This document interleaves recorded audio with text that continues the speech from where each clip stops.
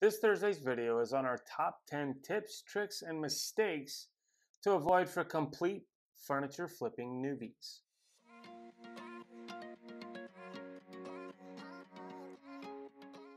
We fit a lot in there, but we couldn't find the time to cover this amazing tip that we discovered on how to keep glaze from getting underneath your painter's tape. Does it work? Or does it fail completely?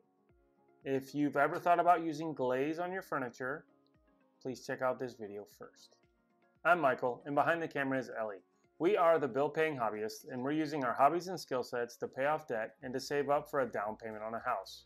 If you're new here, do us a huge favor. Please subscribe. Join us on our journey.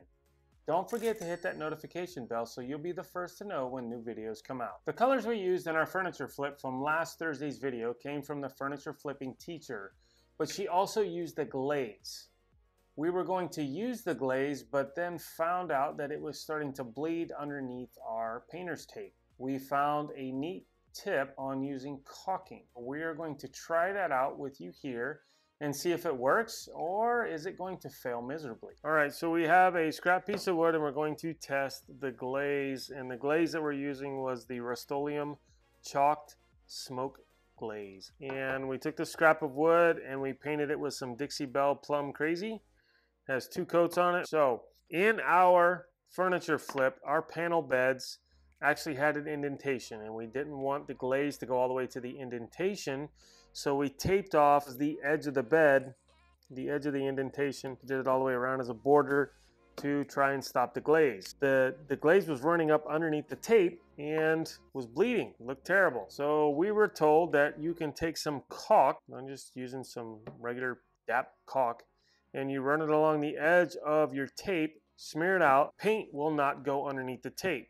So let's see what it does here. And then we just wipe it off. The caulk goes up underneath the tape and it keeps it from bleeding. And in this case, we're using glaze. So let's see if it works for the glaze. This side I'm not going to tape so you can see what kind of bleed we were talking about. Now with glaze, if you've never used glaze before, when you put it on, you don't let it dry. You can paint it on with a chip brush or a brush of your choosing. Once you put it on, then you take a cloth. We have this one. As you can see, we've used it a lot, and wipe off the excess glaze. Here's our glaze. You can see it's very thin, almost like water. And we're just gonna paint it on there. It's gonna be interesting to see what it does for this color.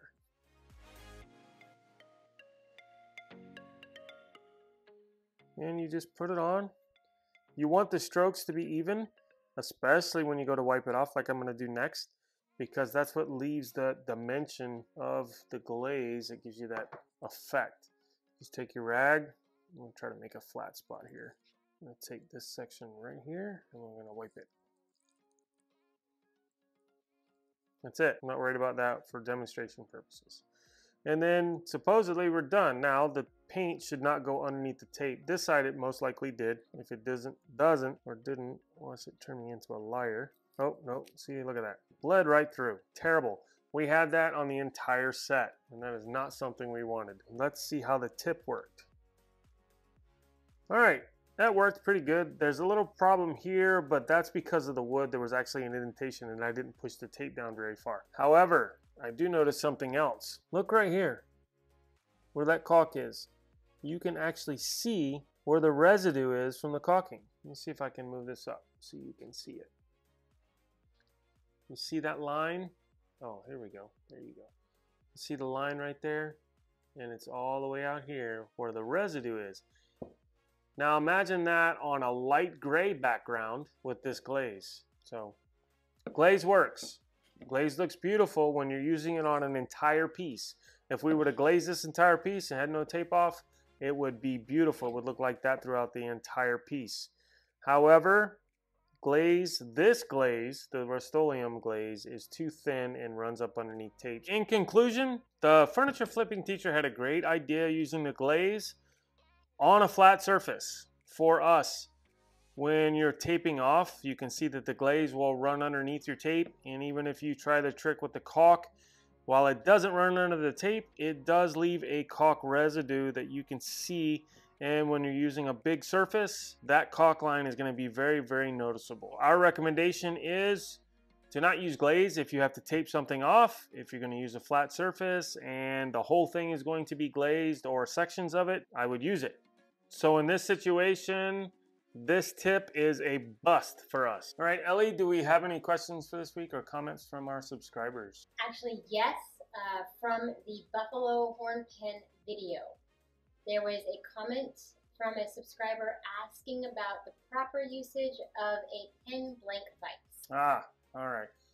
I'm not going to be able to answer that here real fast. So what we'll do is we'll make a video on that one and show how we use all the other items that I use when I'm making pens. Every click counts and is so appreciated. Appreciated, is that a word? Appreciated. We don't have any updates for this week. That is the primer video for the week. We hope that the change in format was awesome and that you enjoyed it. Thanks for watching. Don't forget to leave a comment down below. If you like what we're doing, give us a thumbs up. Please subscribe. Every click counts and is so appreciated. Don't forget to hit the notification bell so you'll be the first to know when new videos come out. We'll see you on Thursday. Maybe I need some ginkgo biloba or something. I need something to remember my brain.